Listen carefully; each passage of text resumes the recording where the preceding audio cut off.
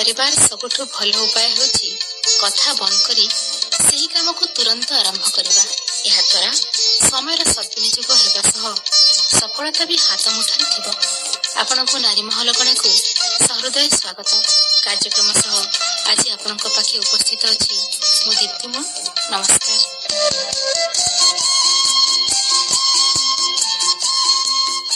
ସୁଯୋଗ ଶବ୍ଦଟି ନିଶ୍ଚୟ ପ୍ରତ୍ୟେକ ଜୀବନମୁହା ମଣିଷଙ୍କ ପାଇଁ ଅନନ୍ୟ ସ୍ଥାନ ଅଧିକାର କରିଥାଏ। ଏଇଥିପାଇଁ ଯେ ସୁଯୋଗ ପାଇଲା ପରେ ସ୍ୱପ୍ନର ଲମ୍ବା ରାସ୍ତାଟିଏ ଲମ୍ବି ଯାଇଥାଏ ଆମର ଲକ୍ଷ୍ୟ ସ୍ଥଳକୁ, ଆଉ ସେଠି ନିଜର ଇଚ୍ଛାର ଫୁଲ ଫୁଟେଇବାର ସାମର୍ଥ୍ୟ ମିଳେ ଓ ପୂରଣ ହୁଏ ସ୍ୱପ୍ନ। ହେଲେ ବେଳେ ବେଳେ ଏମିତି ବି ହୁଏ କାହାର ନା କାହାର ସହିତ ଯେ ସାମ୍ନାରେ ସୁଯୋଗ ହାତଠାରେ ଡାକୁଥିଲେ ବି ତା ପର୍ଯ୍ୟନ୍ତ ଆମର ହାତ ପହଞ୍ଚି ପାରେନି ବା ଆମ ପରିସ୍ଥିତି ଅନୁମତି ଦିଏନି। ଆମେ ବାଧ୍ୟ ହୋଇଯାଉ ସୁଯୋଗକୁ ହାତଛଡ଼ା କରିବାକୁ। ପୁଣି କେବେ କେବେ ତ ହାତରେ ସୁଯୋଗ ଥାଇ ମଧ୍ୟ ଆମେ ତା ଡୋରିକୁ ହୁଗୁଳା କରିଦେଉ, ତାର ଗୁରୁତ୍ୱ ନ ବୁଝି ତାକୁ ଅବହେଳିତ ଅବସ୍ଥାରେ ଛାଡ଼ିଦେଉ, ଆଉ ତାହା ଆମ ହାତ ମୁଠାରୁ ଖସିଯାଏ। ପୁଣି ଏମିତି ବି ହୋଇଥାଏ ବଡ଼ ବଡ଼ ସ୍ୱପ୍ନ ଦେଖି ଆମେ ପାଖରେ ଥିବା କୁନି କୁନି ସୁଯୋଗକୁ ମଧ୍ୟ ହାତଛଡ଼ା କରିଦେଉ ଓ ପରେ ପଶ୍ଚାତାପ କରିବାକୁ ବାଧ୍ୟ ହୋଇଯାଉ।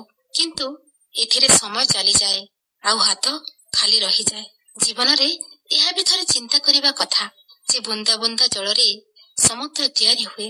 ଛୋଟ ଛୋଟ ପ୍ରୟାସ ତଥା ଛୋଟ ଛୋଟ ସୁଯୋଗ ଆମକୁ ବଡ଼ ଲକ୍ଷ୍ୟ ଆଡ଼କୁ ନେଇଯାଏ।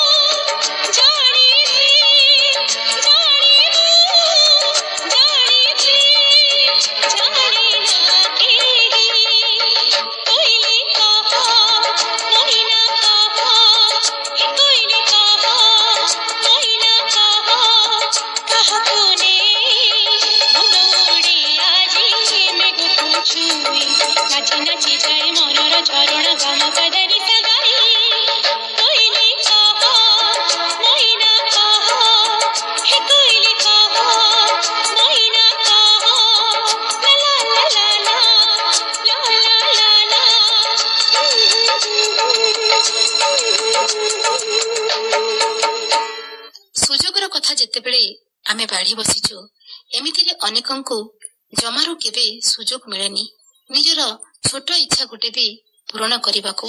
ହେଲେ ଯାହାଙ୍କୁ ଅନେକ କାମକୁ ହାତକୁ ନେବା ଲାଗି ସୁଯୋଗ ମିଳେ ସେମାନେ ନିଜକୁ ନିଶ୍ଚୟ ଭାଗ୍ୟବାନ ବା ସମୟର ଉପହାର ବୋଲି ମନେ କରିବା ଉଚିତ ଓ ଈଶ୍ୱରଙ୍କ ଏହା ଇଙ୍ଗିତ ବୋଲି ଭାବିବା ଉଚିତ।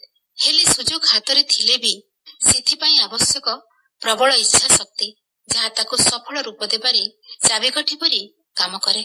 ସେମିତି ଜଣେ ଭଉଣୀ ଫୋନ ମାଧ୍ୟମରେ ଆମ ସହିତ ଯୋଡି ହୋଇଛନ୍ତି ଆଉ ଆଜି ଅଛନ୍ତି ନାରୀମହଲ ପରିଧିରେ। ଯେ ସୁଯୋଗ ପାଇ ଅନେକ କାମକୁ ହାତକୁ ନେଇଛନ୍ତି ଓ ସଫଳ ମଧ୍ୟ ହୋଇଛନ୍ତି। ଆସନ୍ତୁ ତାଙ୍କ ସହିତ କଥା ହେବା। ସେ ହେଲେ ଜୟନ୍ତୀ କର ଶର୍ମା। हेलो हेलो हेलो हाँ जयंती मैडम नमस्कार। नमस्कार मैम।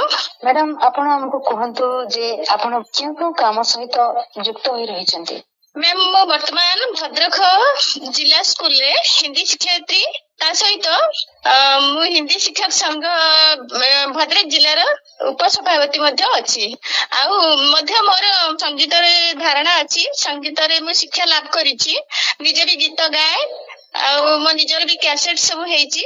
तेणु से गोटे संगीत महाविद्यालय दिव्यांग मानक पाई मध्य करिछि पुरुषोत्तम श्री जगन्नाथ संगीत महाविद्यालय आउ ता सहित विभिन्न सामाजिक सेवा हमर जिला महोत्सव जो अछि भद्रक रे तथा नाटक महोत्सव एवं साहित्य परिषद क्षेत्र सदस्य अछि आउ सब कार्य रे मो सहयोग करे एवं सामाजिक सेवा भी करे।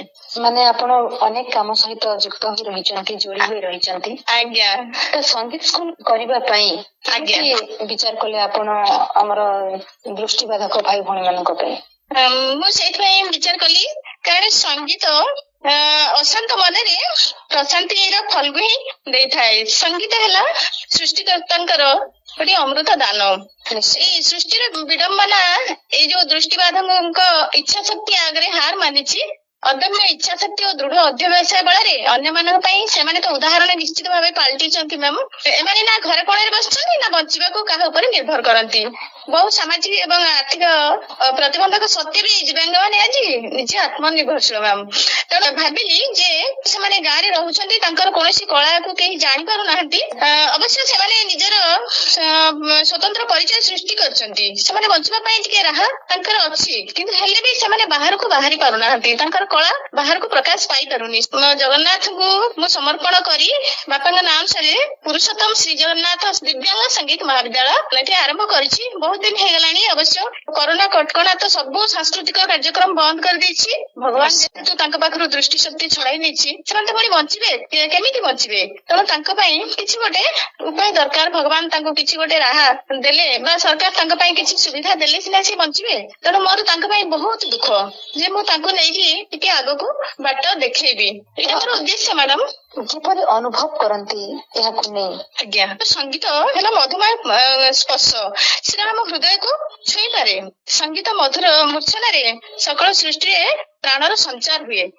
जहाँ भी हो से जो स्पर्श हृदय को छुई पारे। वर्तमान मैडम देखुछंती वर्तमान जो महामारी सब चली किंबा केते भयंकर रोग सब वर्तमान आसुची ए पृथ्वी पृष्ठ को ए धरा को तांको केवल कोनोसी औषध आ काम करला भली लागुनी। कारण मनुष्यर मानसिक दृढ़ता जदि न आसे से तांकर जदि मन रे कोनोसी शक्ति आ आध्यात्मिकता तथा किछि गोटे संचार न हुए ताले से माने केबे भी भल होई परिबेनी। औषध द्वारा भल होई परिबेनी। तेणु संगीत थेरापी जो करा जाउची सेथिरे रोगी माने निश्चित भाबे आरोग्य लाभ करि परिबे बोली बहुत शास्त्रविद भी मत देलेनी। तथा एई संगीत ही सब प्रकार दुख को भुलेई दिए। तांकर सिना दृष्टि शक्ति छड़ाई देछि किंतु दिव्य चक्षु जो देछि तांको से माने स्पर्श करि पारुछथि केमिति अन्यर हृदय को से संगीत माध्यम रे हुए तो से शीघ्र अन्यर हृदय रे रहि परिबे। आ अन्य को संगीत एमिति मैडम देखंत नृत्य चालू कि जे कोनसी गोटे कार्यक्रम चालू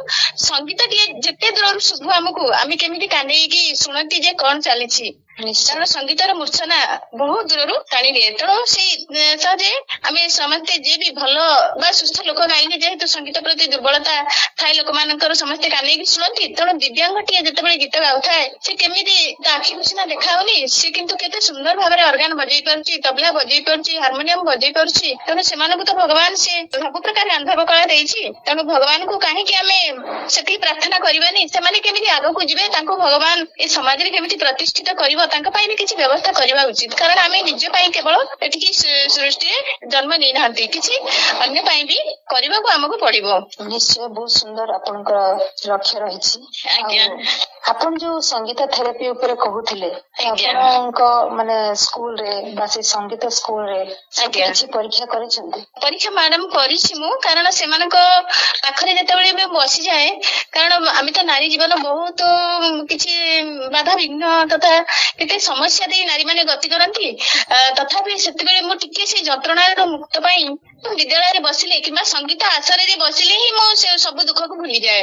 ତ ସେଥିପାଇଁ ସେ ଶାନ୍ତିକୁ ପୁଣି ଫେରିଯିବା ପାଇଁ ଆପଣ ଆମ ପାଇଁ ଗୀତଟିଏ ପରସି ଦିଅନ୍ତୁ। ନିଶ୍ଚୟ। ବାପାଙ୍କ ଲେଖାରେ ଏଇ ଗୀତଟି ମୁଁ ମଧ୍ୟ କଣ୍ଠଦାନ କରିଛି, ଆଉ ସେଇ ଗୀତଟି ମୁଁ ଆପଣଙ୍କୁ ଆଉ ଟିକେ ଶୁଣଉଛି। ଆଜ୍ଞା। ପର ବୋଲି ମୁଁ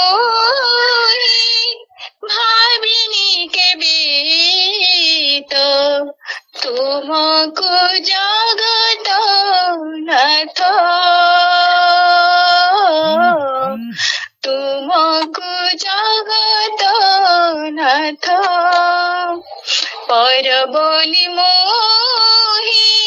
ଭାବିନି କେବେ ତ ତୁମକୁ ଜଗତ ନାଥ, ସଂସାର ଯାକ ମୁଁ କରିଅଛି ପାର, ସଂସାର ଯାକ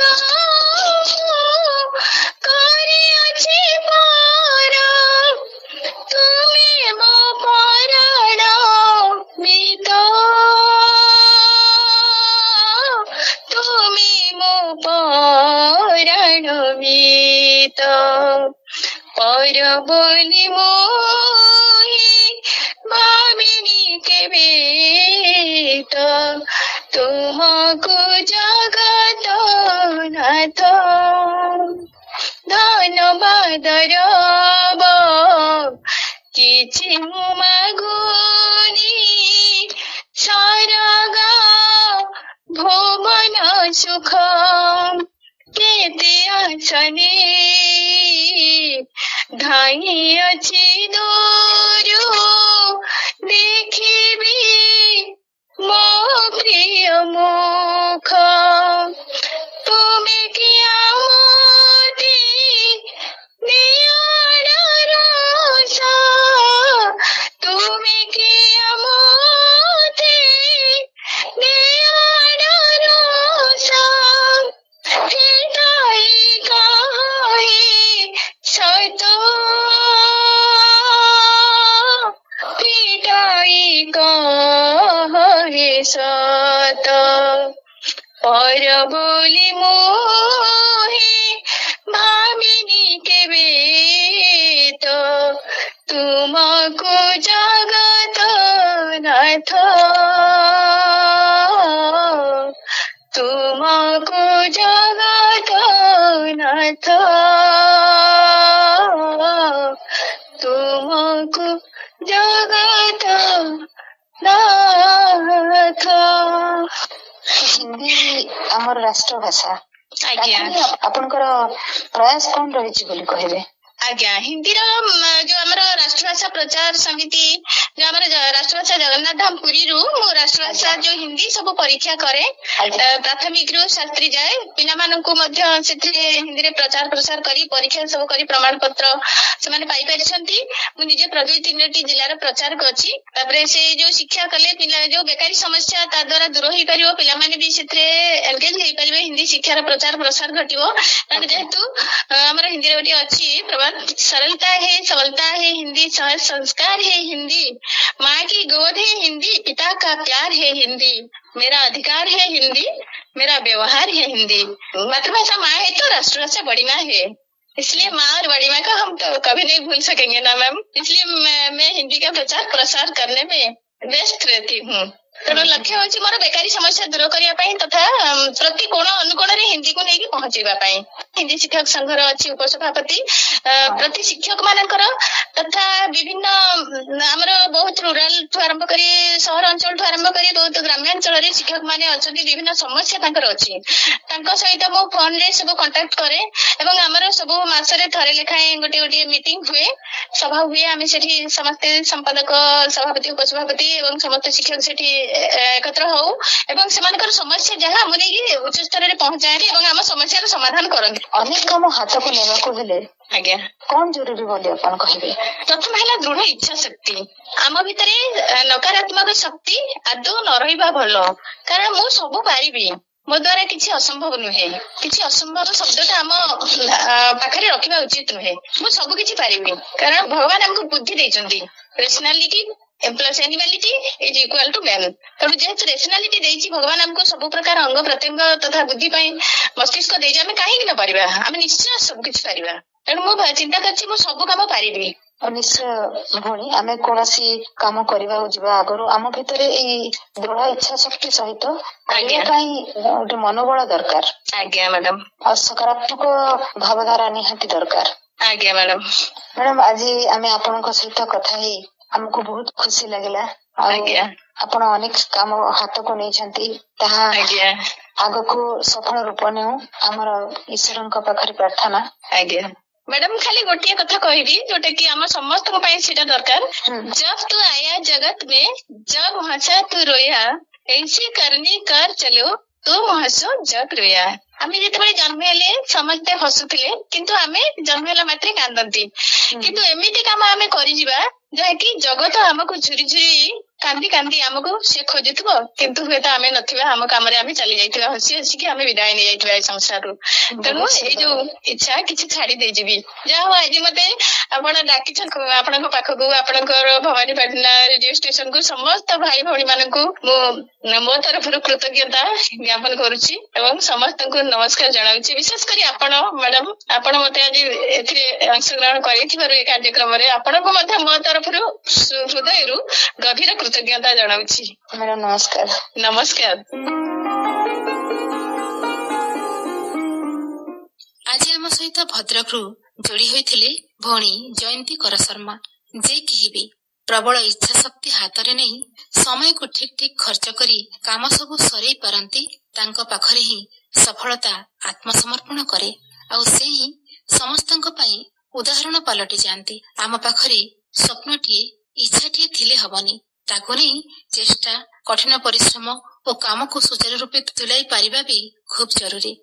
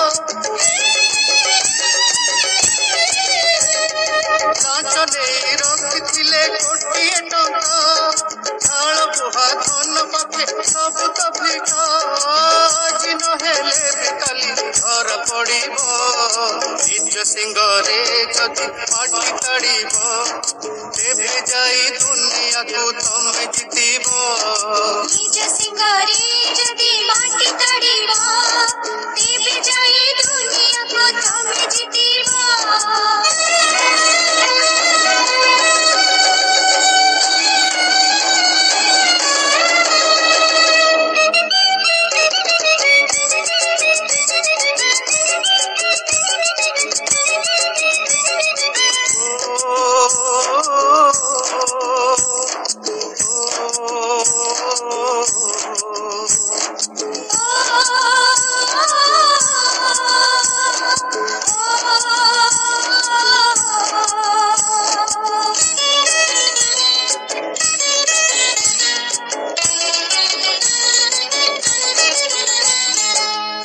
भाग्य डोरी अच्छी निज मुठी रे काहिकी सवार हबु काहा पिठी रे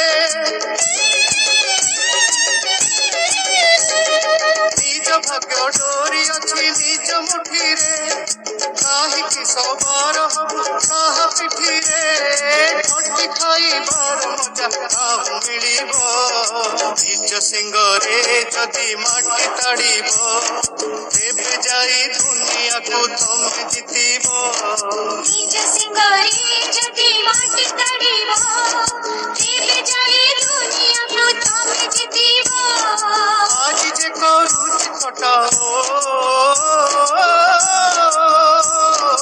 आज जे करूछि खटा काली साबासी दब निज सिंगरे जदि माटी ताड़िब तेबे जाई दुनिया को तमे जितिब निज सिंगरे जदि माटी ताड़िब तेबे जाई दुनिया को तमे जितिब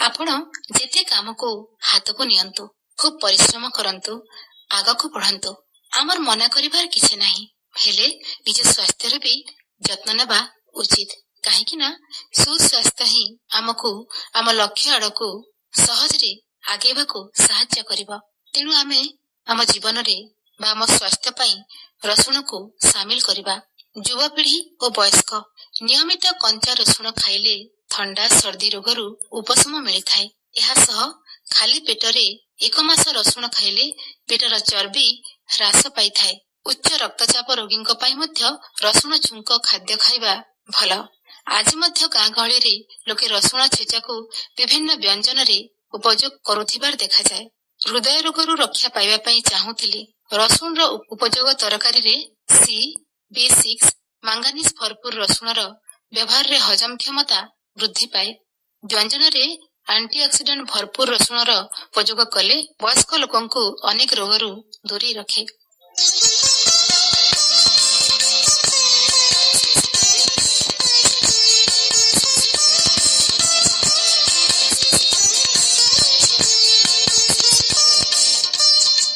आज तो समय सरुछि कार्यक्रम भी एठी रहिबो आपण निश्चय मतामत लिखि व्हाट्सएप माध्यम रे पठाई देबे सेथिरे निज ना लिखिबा पई जमारू भूलिबे नाही आम नंबर टी 8895994143 आजिठु आरंभ होईछि मांको नवरात्र पूजा तार आपनको ढेर अभिनंदन सह रहउछु दीप्तिमुन नमस्कार।